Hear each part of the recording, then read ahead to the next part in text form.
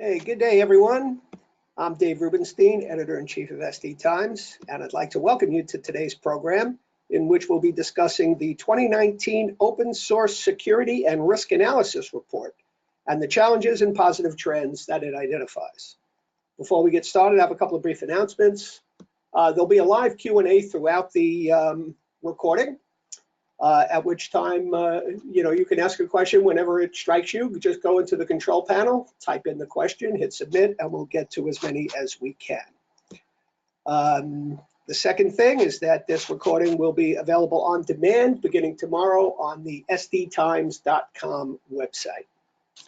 So SD Times has been covering the open source movement since 2000, and we have reported on the problems and benefits of open source. Originally devised by a small group of visionaries who thought all software and code should be freely available to everyone, it has become a large part of the code bases of many enterprises, both large and small. When you see the likes of IBM and Microsoft embracing it, you know that open source has won the day. So joining me today to discuss the report is Tim Mackey. He's the Principal Security Strategist in the Synopsys Cybersecurity Research Center. He joined Synopsys as part of its acquisition of Black Duck Software, which had been a leader in the open source security and compliance software space. So welcome, Tim, and let's get started. Thanks, Dave. And just a quick sound check. You can hear me perfectly well, right? Yep, sounds good. Awesome. So I'm going to take one small exception. Black Duck, the company, was the leader. Black Duck, the software, still kind of is. So welcome, everyone. So as Dave mentioned today, we're going to be talking about our fourth edition of the Open Source Risk Analysis Report, or OSRA report. Effectively, what we have here is the results of some people like to say a survey, but it's really a deeper, richer analysis of commercial applications that were looked at as part of the Black Duck business. And so our core agenda today, for most of you, this is maybe the first time that you've heard of the Synopsys Cyber Research Center, so we'll cover a little bit of that. We're going to give a background of, well, what exactly is open source and why does all this matter? And for those of you who are familiar with the world of open source, it's kind of fair to fast forward through this in the recording. Then we're going to cover the actual data itself, how we went about collecting it, what the methodology was, because in our opinion, if you don't know how the data was collected and you don't know the types of questions that were going to be asked of it, it's kind of challenging at times to actually go and say, well, what exactly might bias exist within this data set? Then we'll go through and look at the actual report itself, which you can get from both SD Times as well as from Synopsys, and then we'll draw a few conclusions. And as Dave mentioned, we can have Q&A throughout. I'm a big fan of asking questions as they arise, as opposed to saving everything up until the end.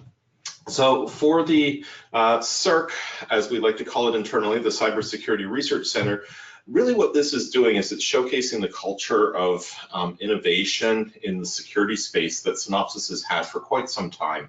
If you happen to be familiar with Black Duck's Center for Open Source Research and Innovation, or COSRI, that has been folded into CERC. And so CERC's core mandate is to do analysis of meaningful trends within AppSec space and create some tier 1 reports off of that, and effectively get a lot of the richness and understanding and knowledge and expertise that's part of the teams that we have in Belfast, Ireland, Bloomington, Boston, and in Oulu, Finland. These teams are quite rather substantial in size and breadth of the type of work that they're looking at. So our core mission at the end of the day is to advance the state of software security through research, innovation, and evangelism to empower security and development organizations with insights and guidance that address identification, severity, exploitation, mitigation, and defense against software vulnerabilities. So quite a mouthful, but if you look at the types of material that Synopsys has produced over the last several years, you'll see that we've taken a very strong leadership position in what exactly the role of an AppSec team should be and how that AppSec team should be interfacing with all of the various upstream and downstream constituencies that touch application security in a modern world. And so today we're going to be talking about open source, what open source really means, and why the development patterns and governance structures around an open source effort really do matter. And so if we take a look at a modern application, and a modern application is one which fundamentally might be, say, an IoT device, it might be a mobile application, it might be a web service, it might be a microservice, you might be down the containerized path, you might be down a serverless path. Fundamentally, all of these application types have a core attribute of being some combination of proprietary code, that's the code that you write, some number of open source dependencies, that could be frameworks, runtimes, and language components, all the way through to the deployment environment, which might be, for example, containerized or using Kubernetes or having deployment on top of, say, Linux. Having some potential for third-party API usage. So I liken it to a modern application today is one that is kind of a mashup of a various set of services that are out there in the real world that may have been internally created or might be third-party capabilities that are brought to bear. And then lastly, some amount of application behavior and configuration. When combined, this application ends up being something that is very scalable and operates within a highly available environment that we've all come to expect from cloud-type services. Now, because open source is a core component of this, we really have to take a look at how we can get lessons from various, let's call them poster children, for lack of a better term, around how their governance was structured. And so the best example in the last couple of years was the Equifax breach in September of 2017, which fundamentally for a lot of organizations focused attention on, quote, the vendor known as open source. And the reason I put the kind of air quotes around the vendor known as open source is that for a lot of these organizations, such as Equifax, the model under which software enters their supply chain is assumed to be one where there's a transactional relationship, where there's a procurement process in place. And that really does end up creating a core challenge as you look at how information flows, particularly around a security perspective. So if I've got a vendor relationship, that vendor knows that I exist and can push the information through, whereas if I'm in an open source world, it doesn't always play out that way. Now, Equifax had an issue with Apache struts where a patch that was widely available was not applied. And so one of the core challenges that Equifax ran into was that the magnitude of their issue caught the attention of regulators. And so over the intervening, let's call it year and a half, the Permanent Subcommittee on Investigations as part of the United States Senate went and did an analysis of exactly what the practices were within Equifax at that point in time and what they have since learned. This is actually 71 pages of awesomeness. Generally, I don't recommend reading Senate reports because unless you're trying to cure insomnia, they're not necessarily as enlightening as you might expect. This one is different. It highlights a series of failings in open source governance that we can all learn from. And they range from things like the method under which new vulnerabilities were disclosed incorporated a distribution list that didn't include the relevant individuals whose job it was to patch the application. It includes the quantity of vulnerabilities and the methodology that Equifax was using in order to address these issues. Lots and lots of good stuff that we can learn from, so well worth the read. So I've mentioned open source a few times, and for those of you who aren't necessarily completely familiar with what open source is, there is a definition that comes from the OSI, which states open source software is software that can be freely accessed, used, changed, shared in modified or unmodified form by anyone. Open source software is made by many people and distributed under licenses that comply with the open source definition. And effectively, the open source definition is a rubric that the OSI has created to say, is this license something that allows for the freedoms that people expect out of open source software to flourish appropriately? And that can lead to a certain level of nuance. OSI has their definition. The Free Software Foundation has theirs. There's a few standards such as SPDX that defines a different set of rules. And so there are variables in here, but the reality is that there's a more common definition. Open source software is simply software whose source code I have access to outside of a commercial license agreement. That's what most people think of when they think of open source. I can go to GitHub and I can just download it, or I can go and there might be a CD that contains the source code, so it's available to me and I can kind of use it the way that I want to. Now that's looking at things through a source code lens, but the commercial software side of things, well, they're using open source in their distributables as well. So that could be, for example, a binary that's delivered as a library or a shared object. That could be a set of firmware. That could be almost anything today is going to have some level of open source componentry within it. And when you look at the binary side of things, managing that open source software can get very complicated quickly, particularly because you may not necessarily have access to the source in the way that you would expect to have. And so I think right now, Dave, it would be awesome if we did a little bit of a poll just to see how people are approaching their intake of open source. If we could put up that poll, that would be awesome. Okay, so I think there should have been another box to select that says, no management, it's all done via, developers on the sly and creating shadow IT. So yeah, shadow IT definitely is one of these fun things to take care of. I would say maybe we should have put one of those as it's somebody else's problem, because that is a variant on that. Right. Very good. Okay, so I hope folks are answering. Yeah, it looks like things are settling down right now. So what did we get out of this? We got what? 2/3 of people say that it's the dev team's problem. That's pretty common. And as we'll see through this analysis today, if we rely solely on the dev teams to do the right thing, we have a set of assumptions that we need to put in place around how we govern things. It's interesting to see a little bit of the operations team representing as well in here.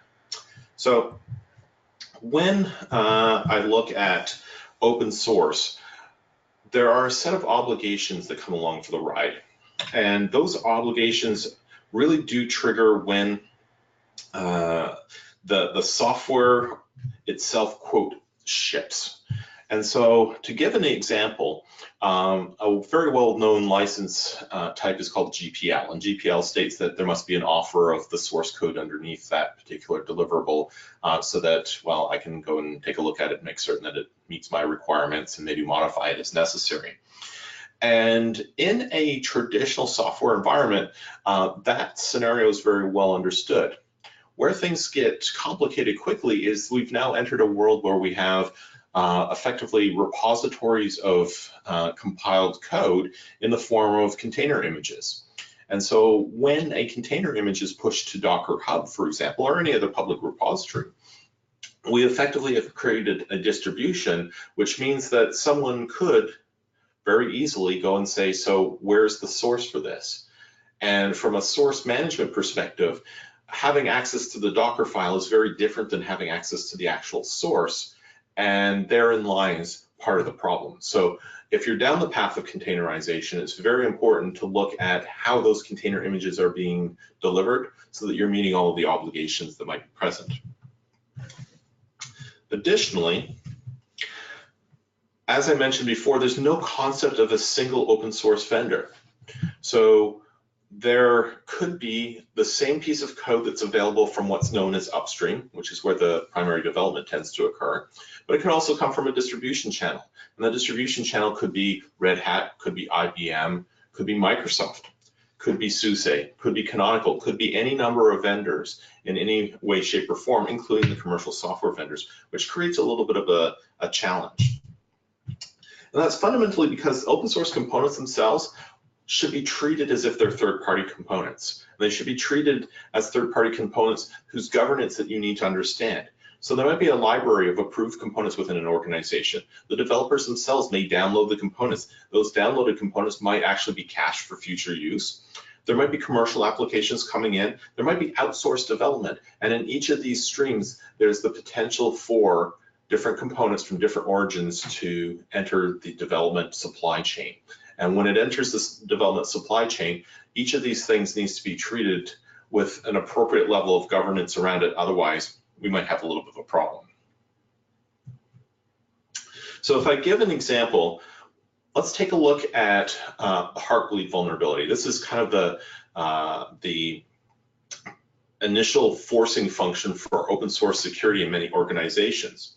And this was a vulnerability that effectively allowed for SSL-based communications to be intercepted in ways that people didn't really expect, and by extension, access the type of data that was available. If we looked a couple of years out from it, there were still close to 200,000 websites that were vulnerable to this Heartbleed vulnerability. We look again a couple of years out from that, we see that we still have 137,000 websites that are publicly vulnerable to this. And the core challenge relates to how open source code gets distributed. So if I take, for example, a look at OpenSSL's GitHub page, and at the beginning of this year, there were 20 branches with close to 300 official releases from 400 almost contributors, and there were 4,276 independent forks. So that means that for practical purposes, there are at least 4,276 independent versions of OpenSSL that might exist in the world. And I assert that in my house, I have somewhere between 8 and 12 independent versions of OpenSSL when I look at things like my laptop and my phone and my DVR and my TVs and my router and so forth. They're all using different versions of OpenSSL that come from different channels, which means that I must manage them differently. But in the intervening time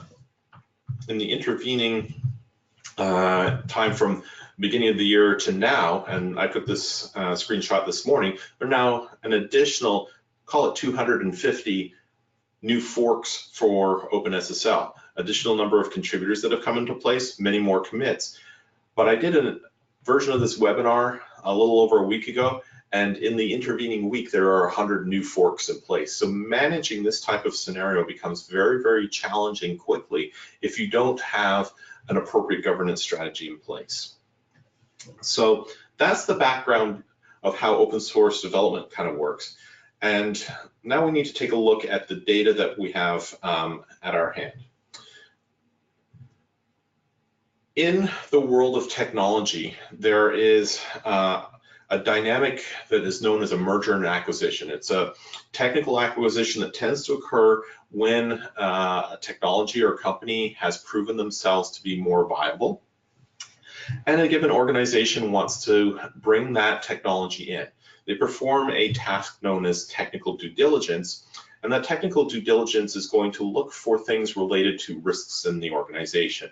And when you look at in 2018, there being over $500 billion worth of acquisitions, getting it right is a really, really crucial element. And so the technical due diligence activities fundamentally break themselves down into what's the product capability, what do the people look like, what are the toolings of architecture and code. If you're being bought by an organization, they really do have the capabilities on hand to assess whether or not the people product strategy side of the equation is very good. But as far as being able to audit the third party code, deployment environments, architectures and processes, that's usually when they're going to rely on a third party to perform the audits. And that third party tends to be more often than not the Black Duck Audit Services team. We've been doing this for a really, really long time. We're effectively the gold standard for it. And when we are brought into an account, what we're looking for are the types of risks that could impact the valuation of the acquisition. So are there any legal risks associated with code? For example, is authorship and ownership well documented? Are copyrights in appropriate locations? Are license terms being met? Are obligations being met? What types of security risks might be present? Are there unpatched vulnerabilities, for example? Are there misconfigurations?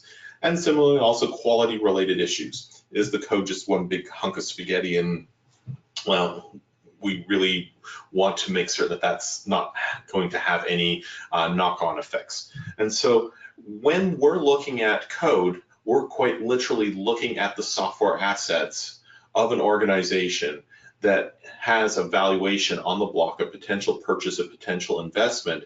And so an accurate and concise and clear answer for what are the risks that are in there is part of our mandate. For 2018, we did a little over 1,200 of these audits. So in this context, a code base is an application or a library or running entity. And if you look at the industries, they really do span the gamut.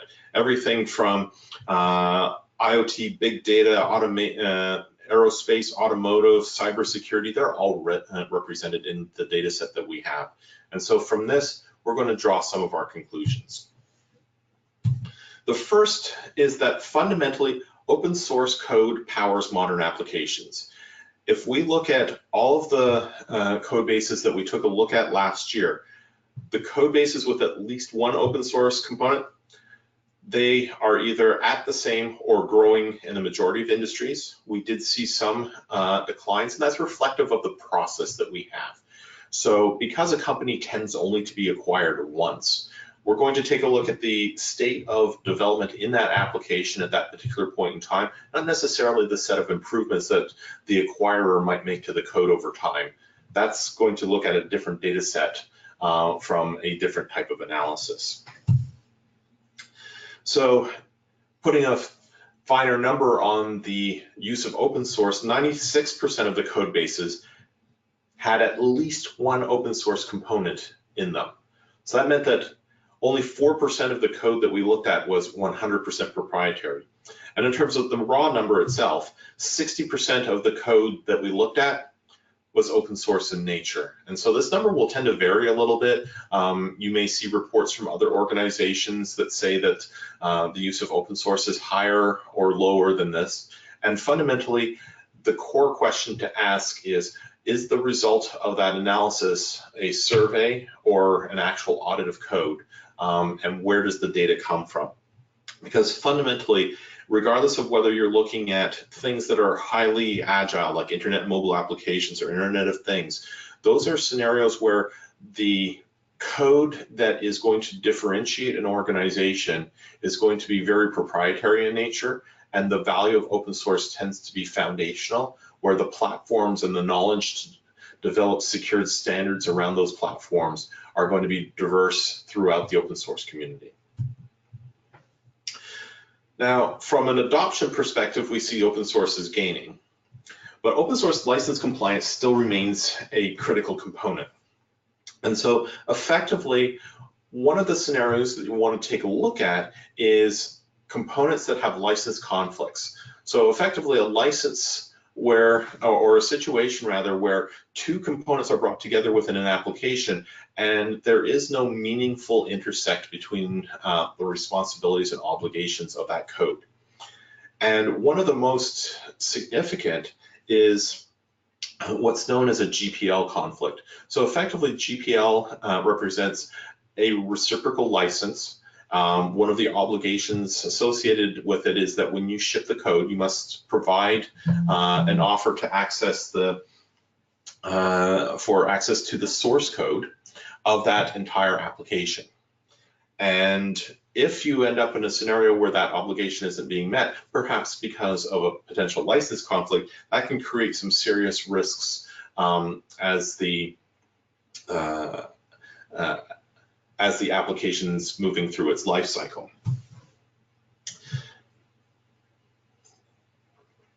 Now, one of the things to look at is that there's this concept of a custom license, and effectively a custom license is one where either someone's provided access to source but created their own bespoke license, or they've taken a standard license and they've modified it in some capacity. And what we saw was that close to a third of the code bases that we were looking at had some aspect of customization that required a legal review. So effectively, at this point, it wasn't a stock license that everyone understood. It wasn't one of the available licenses that are part of the OSI, for example. And as a result of that modification or that customization, that legal review introduced a potential impediment to the deal. Now, importantly, 38% of code bases contained at least one component that was not licensed. So not licensed effectively means that the source code was published someplace, but there was no obvious statement of any license or any grant. So that could be someone who, for example, published a set of source code up on GitHub before GitHub had started to require a license for all code. We still see a fair number of those, and that tends to also be within older code bases. So effectively, in the absence of a license, there's no meaningful mechanism for you to say whether this code should or should not be part of a given application. Which makes open source fundamentally about a responsible shared reuse scenario. And so the most common components that we saw were around jQuery. A lot of web-based front-end tooling was very, very popular this year.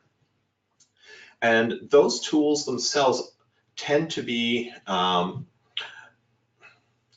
critical attribute of them tends to be the velocity under which they shift and change. And so in order to stabilize for that scenario, what a lot of organizations do is they'll take a version of, say, jQuery.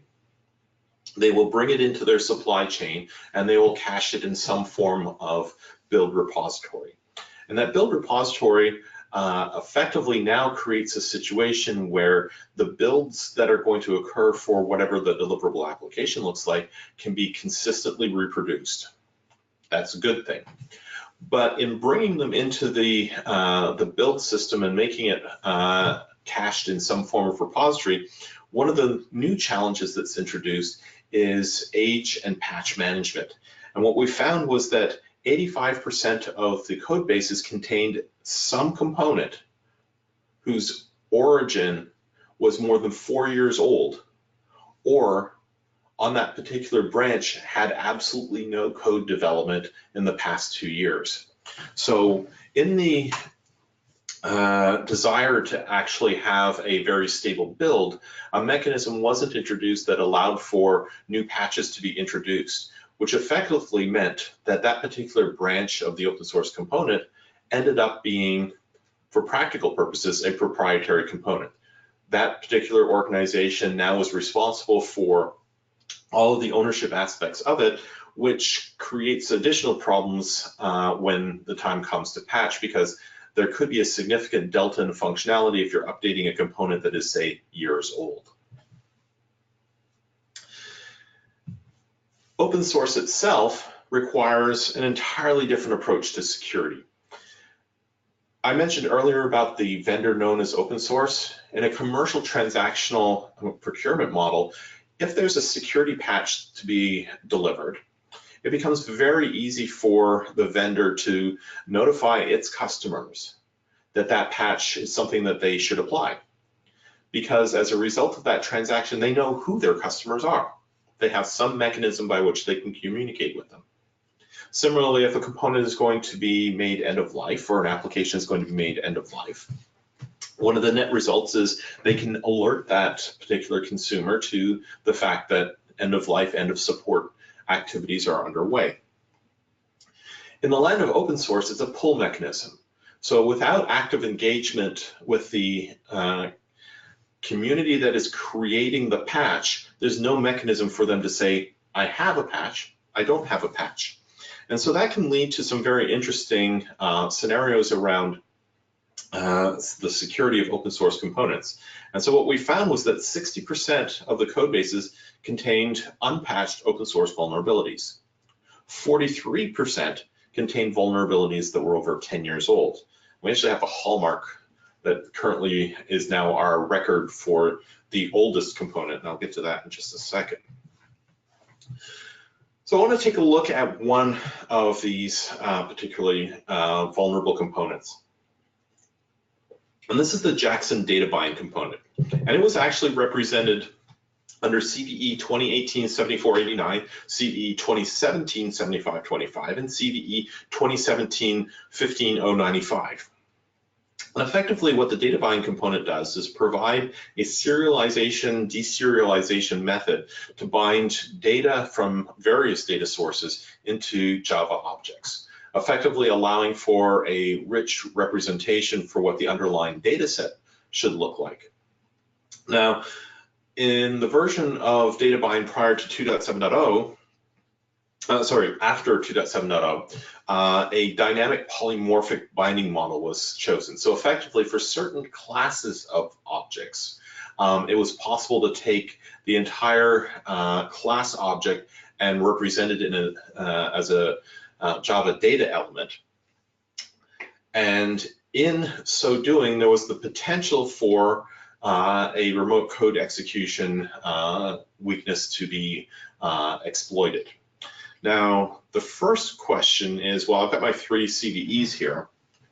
What was up with that? Well, it turns out that each of those 3 CVEs, they addressed a different type of binding. And the first one fixed one set, second one fixed a second set, and then with the third CVE's patch, what the data bind team did was a little bit of a refactoring to say, well, we're going to solve this problem for once and for all. And if you took only one of these patches, you could potentially have an incomplete solution, unless, of course, the final patch that you took was in fact that final version.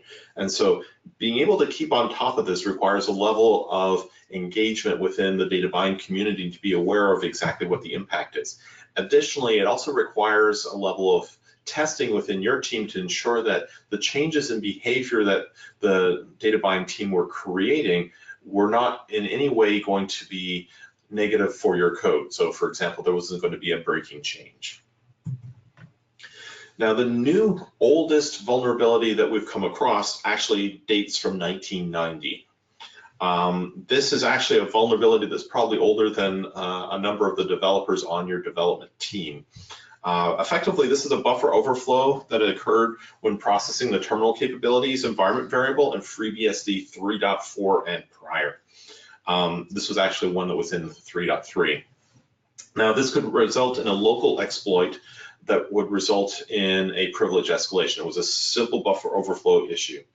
Now, you would hope that something that would be this old is going to get patched quickly, but the reality is, in this case, the code was working exactly the way that the authors intended. The vulnerability was not immediately exploitable, so effectively a dynamic was created wherein the code worked, it was a legacy application, and the management team saw no immediate need to go and update it and potentially destabilize it as a result.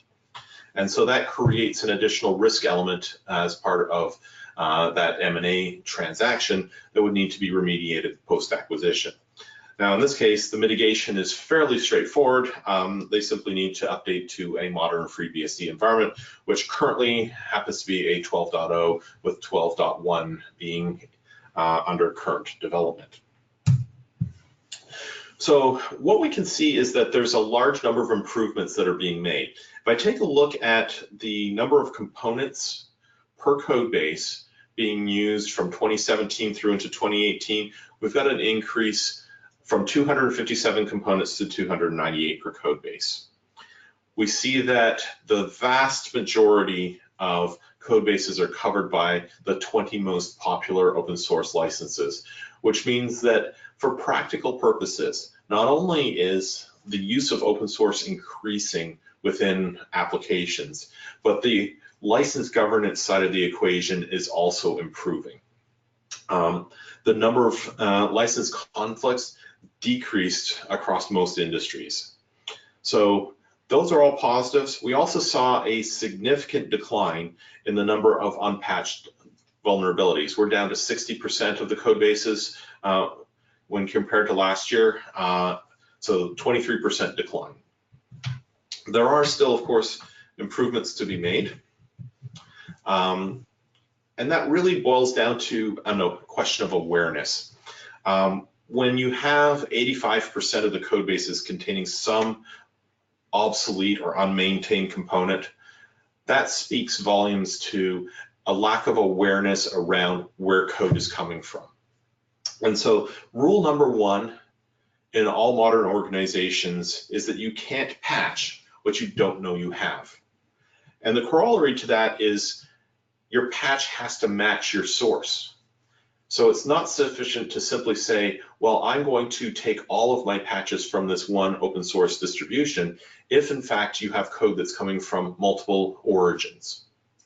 And so any process that is implemented has to be fully aware of where the code came from and have some mechanism to update it as necessary.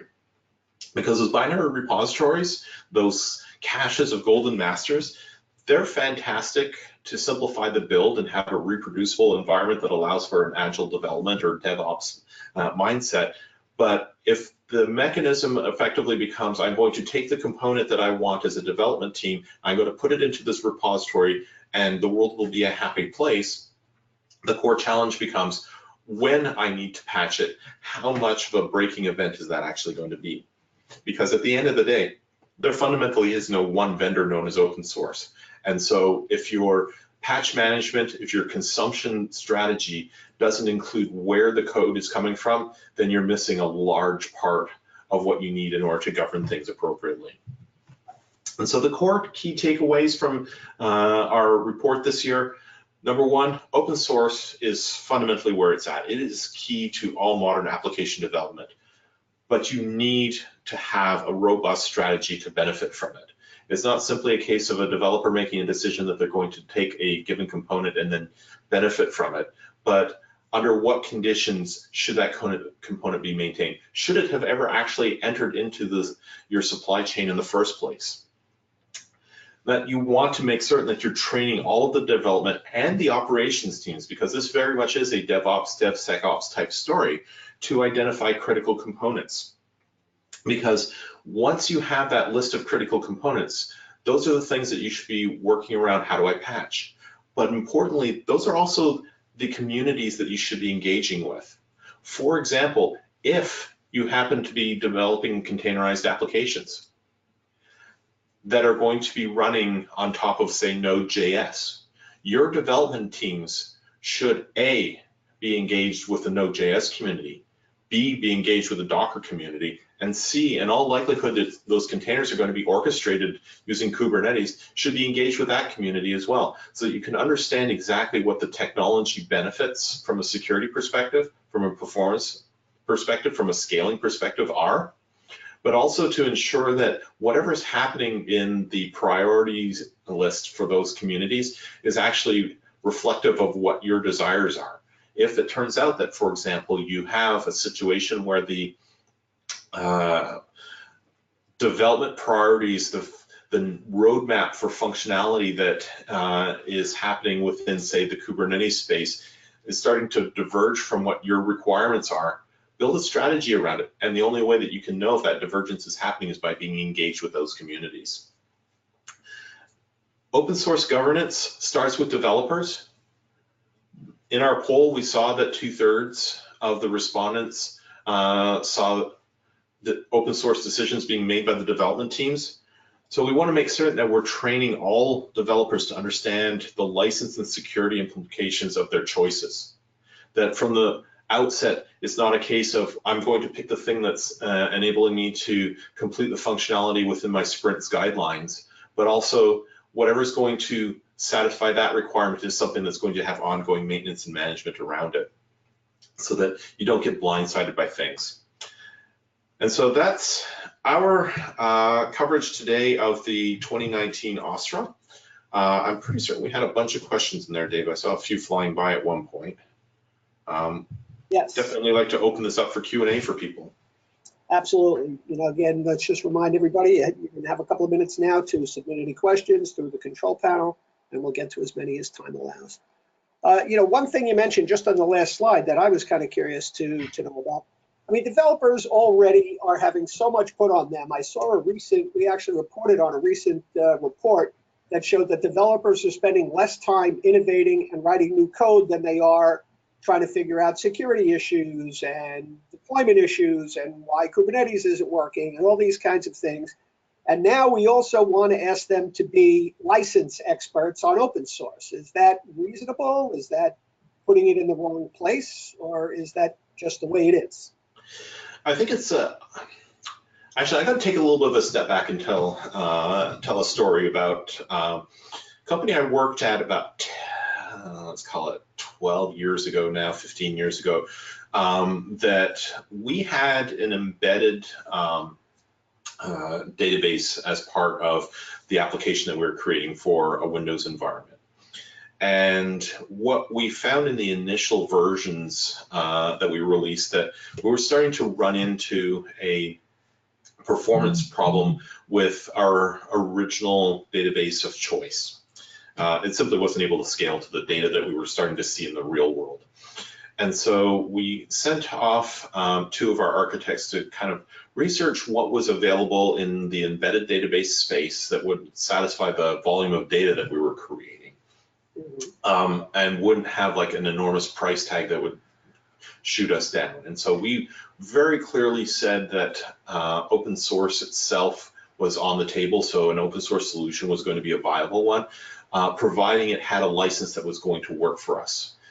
So first order of business was just give me the options that we're going to scale the right way. The last order of business was, now that we have the short list, what are the actual obligations that were associated with it? So from a software development and architecture perspective, we didn't add additional weight to that process. We simply said, as you're making your assessments, make certain that you are accounting for what kind of license it has and what the actual cost is going to be, because those are going to be decisions that, in our case, our CTO was ultimately going to manage. And so the net result being that all they needed to do was keep track of two additional data elements as they were making their selections. One other way that we could have flipped this around would have been to say, we under no circumstances want to accept any database that has, say, this license type. And so by giving the requirements up front, it's enabling the development teams to be more efficient. So what isn't acceptable, as opposed to trying to come back and refactor later. And so it really is a case of shifting as much of that to the left so that you don't end up with the downstream effect. And yes, it does add a little bit more to the developer, but not a lot more. It's not like, for example, you're going to have to become a lawyer. Mm-hmm. Good. Interesting. Okay. So this is interesting. Normally when we get reports like these, we always ask, and one of the attendees is asking basically the same question. It's like, what jumped out at you from the results that was surprising? How did things compare to previous years, and what bit of data this year in this report really jumped out at you as saying, whoa, we didn't expect that? So the one thing that I was actually looking for when everyone was doing the analysis on the raw data, trying to come up with what was going on, was, did we see any type of shift in security awareness in open source as a result of all of what was happening with the Equifax world? Was it a case of, hey, we've got a blip and everybody's going to say, oh man, it kind of sucks to be Equifax now and keeps doing their stuff the way that they've always done it? Or would we actually see a material change in behavior from a security perspective? And so when we did the 2018 report, so last year's report, we actually saw that there was in fact no change. And this year we saw a dramatic decrease in the number of open source vulnerabilities within the code that we're looking at.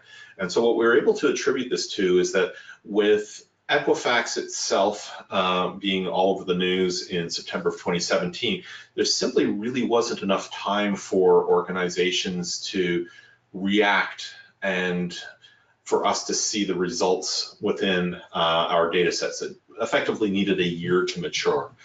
So that was one of the very important things that we were looking for. We know that open source is the way that the world works today, but we wanted to see whether or not security was improving as more open source DNA was being introduced into applications. And we were very, very happy to see that that was in fact the case.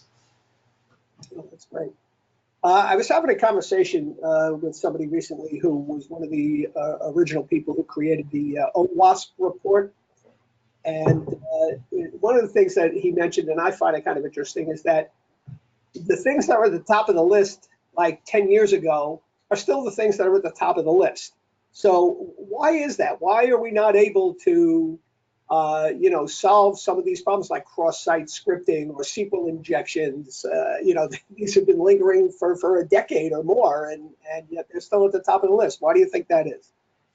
So my kind of take on this is that I really hate to point the finger at how people become software developers, but I think that fundamentally is where it's at, is that we either have a case where how a cross-site scripting or a request forgery or a SQL injection can transpire isn't necessarily being addressed within the education, the learning, the training programs that developers are going through, or we don't have robust enough platforms in order to preclude these things from occurring in the first place.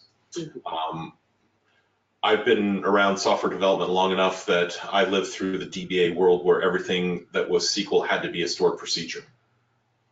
And there was no way that you were ever going to have anything that wasn't a stored procedure. And then along came modern web app development frameworks that allowed you to just embed SQL queries directly, and thus we saw a massive uptick in SQL injection attacks. And I think it's to a certain extent the platforms themselves, not necessarily enabling the development teams to do the right thing by default. Good. Okay, so we got another question from one of our attendees who, it's kind of long and complicated. I don't know if you can see it, but the question is about licenses and, I guess what are some of the more popular ones that are out there, because there are hundreds, and what has to be done to comply with them? So not only are there hundreds, but we actually track, I'm just looking at the question completely. For practical purposes, there are, let's call it 3 types of licenses. The first is reciprocal. Some people call them also copyleft. They, for practical purposes, have a set of obligations that are on them, and that's really the part that you most need to be concerned about, in my opinion. They have a set of obligations that you need to meet as you're delivering your code. So a GPL license, for example, will say that you must provide the source code. Then there are a set of permissive licenses, and those permissive licenses to a certain extent get lumped into the, well, I can do whatever I want to do with this and I don't have to release my source code. And commercial organizations tend to historically like the permissive licenses because they want to keep that a proprietary DNA from being disclosed. And if, for example, you're using a license that only requires you to attribute partial copyright to someone, that's a far better scenario than you must disclose all your source code. Sure. Would it fall into that category? Sorry? Would the Apache license fall into that category? Apache license would fall squarely into that category. From my perspective, I actually look at the reciprocal licenses as being a fantastically brilliant thing for security, because if I find an issue that is a security related issue and it's in some reciprocal license, a GPL, then when I distribute my fix for this, I'm further obligated to disclose what my fix is. And that helps everybody. And so it really isn't a case of one is fundamentally better than the other. They each have their own strengths. And then the third license type is the indeterminate ones. So my canonical example is people like to, in the US, say, I'm going to donate this to the public domain. And the public domain is a legal construct that exists in the US, but it doesn't exist in all countries. So if you are in one of those countries that doesn't have the public domain, do you actually have any basis under which to say I can or I cannot use that particular piece of software? It becomes a very complicated question. So that's why one of the things that I encourage a lot of developers to do is, if you have the opportunity, make friends with your legal team. If you have a question, it's far easier for you to get a straight answer in a timely fashion out of them if they know that you're on the good guy side of things. That's true, for sure. All right, one other thing I wanted to bring up with you, we've written a bit about this common clause, and a lot of people who sort of run open source projects are being grabbed by the large cloud providers who want to include everything as a service in their offering, and yet there's some complaint that they're not giving anything back to the project. So basically they're making money off of that effort without returning anything at all to the project. And I'm curious to know, if that affected your data at all in researching this, and kind of what you think about the whole thing. Because now some companies are saying, well, you're not open source if you do that. And then there are some questions of violating the OSI. So I'd like to hear what you have to say about that. Yeah, this is going to be one of these. I'm going to put the caveat of I don't even play a lawyer on TV in front of my answer. So from my perspective, and I've been involved in a variety of open source projects and been community manager of projects in the past. So I've got a very strong opinion that biases me towards I want to do more within the open source realm. That being said, there are a large number of very significant open source projects that have community development where the actual software itself is being used by some entity. And I'll just take cloud provider as a generic example, where their software that they're delivering, that the cloud provider is delivering as a service, is fundamentally the same as a hosted instance of an open source project or solution without any modifications to it, or without any material modifications to it. And so that definitely is going to increase the popularity of the project, and it's going to create a level of tax on the community, because the community is going to be at the receiving end of, gee whiz, but I need this new feature or this new functionality, or this broke and why don't you guys fix it, even though it might, for example, be a configuration setting within insert major cloud provider's name here. And that then leads to a level of conflict. So being able to profit from it, if someone's going into open source development and creating a new project with the express desire to profit from it, they've probably missed the whole point of open source and open source development. If, on the other hand, they're creating this and they're going to offer it as a service, and so Redis Labs is where the Commons Clause effectively came from. If Redis Labs was in the business of, I want to have an advantageous licensing model that allows for our software to be used in every major cloud provider as a service, and we're going to deliver this type of functionality, these types of services on top of that, then that's a much more viable model than trying to convert an existing open source license into effectively a proprietary license, which is to a large extent what the Commons Clause and a few other variants have attempted to do. Right. Yeah.